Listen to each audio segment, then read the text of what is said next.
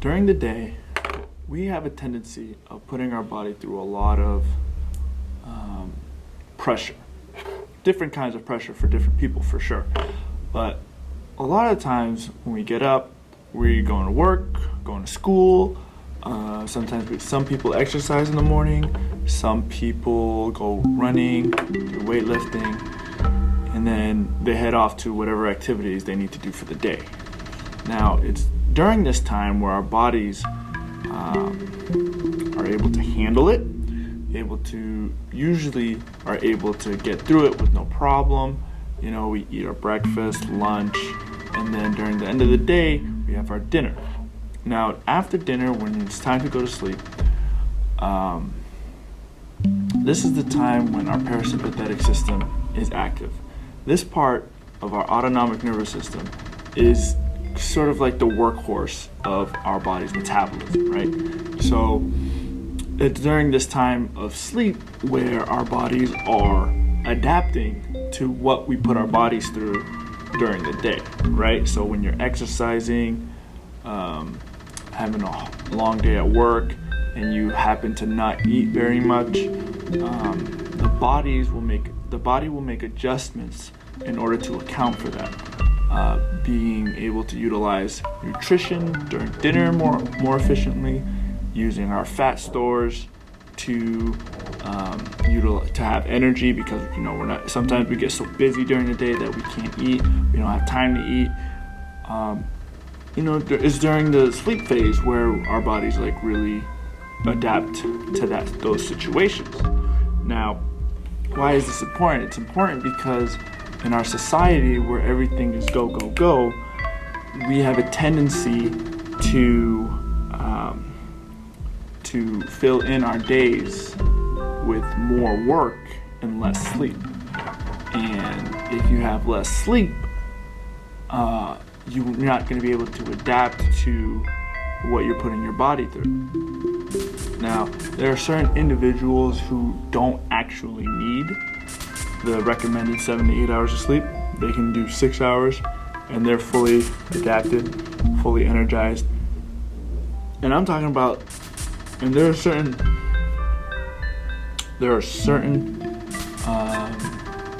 ways of knowing certain things that happen to the body that you know for sure when you've gotten good rest, good sleep and good rest.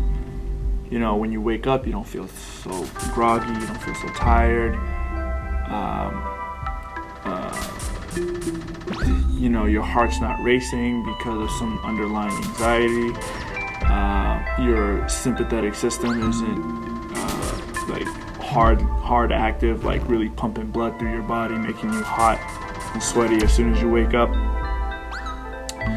Those are typical of a person who doesn't get a lot of sleep. But there are people who can have 6 hours, get up, feel well rested, not feel groggy, and they're good to go. But for the vast majority of us, we need at least 7 to 8 hours of sleep. Some people need 9 to 10 hours of sleep, and that depends on their autonomic nervous system balance, because there are some people who have an imbalance. Some people have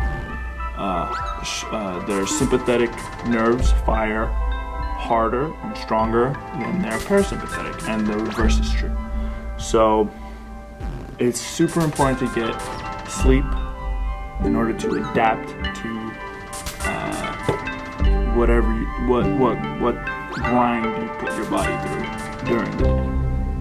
And a few things that you can try right off the bat is because we're on our phone a lot, you can download an app called the blue light filter. Now, there's some research that says that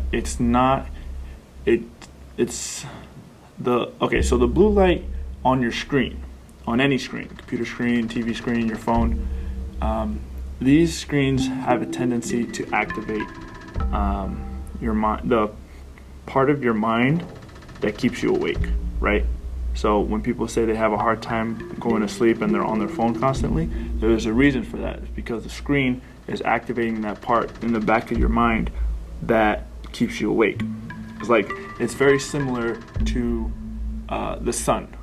right? So when the sun is out and it's flashing in your face, it's really hard to fall asleep sometimes, right?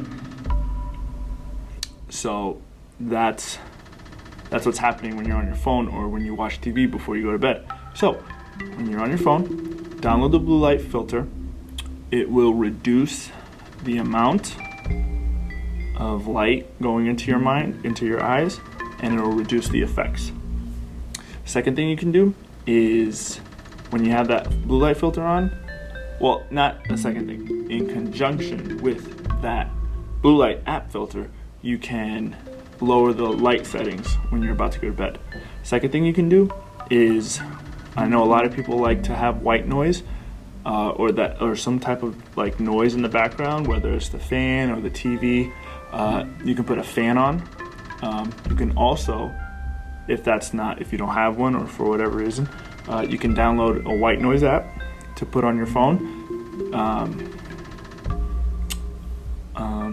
The third thing, when like an hour, some people like to fall asleep with their TV on. So what you can do, this is what I did. I have an Xbox One, and so what I do is I take electrical tape and put it on top of the white Xbox symbol on the system, tape it over so the light doesn't flash in the middle of the dark. Then I take a few blankets, a few towels, and I drape it over the TV so that I can only hear the sounds coming from it, and the blaring light doesn't wake me up or keep me awake when I go to sleep. And before I do that, I also mess with the settings so that the brightness is all the way down and the colors are off. That way it reduces the light when I have the towels on.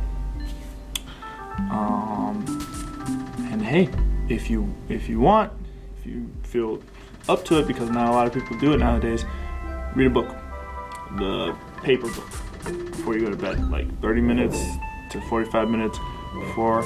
Just crack open a book, could be a dictionary or something, just read it until you start falling asleep, shut off the lights, boom, good to go. Now, if you're like me and most people, that's gonna happen instantly because of how tired you are.